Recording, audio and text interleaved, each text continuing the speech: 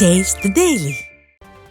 தனியார் கல்லூரிகள் உள்ள பெருங்களத்தூரில் போதைப் பொருள் விற்பனையில் யார் தாதா என்ற போட்டியில் இரு படுகொலை நிகழ்ந்திருப்பதற்கு அதிமுக பொதுச் செயலாளர் எடப்பாடி கே பழனிசாமி கண்டனம் தெரிவித்துள்ளார்.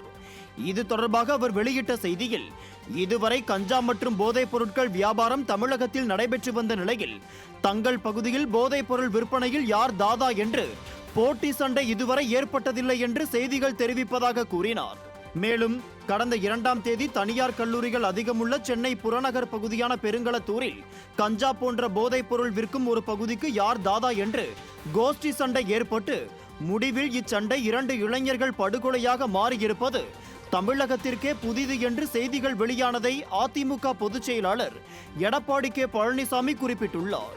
மேலும் விடியா திமுக திராவிட மாடல் ஆட்சியின் 3 ஆண்டு காவல்துறையின் தோல்விகளில் இதுவும் ஒன்று என்று மக்கள் பேசிக் கொள்வதாகவும், இனியாவது அரசியல் குறுக்கீடின்றி தமிழகம் முழுவதும் குறிப்பாக சென்னை மற்றும் புறநகர் பகுதிகளில் போதைப் பொருள் விற்பனையை அடியோடு நிறுத்த தேவையான கடும் நடவடிக்கை எடுக்க காவல்துறைக்கு சுதந்திரம் வழங்க விடியா திமுக அரசிற்கு அதிமுக பொதுச் செயலாளர் எடப்பாடி கே பழனிசாமி வலியுறுத்தியுள்ளார்.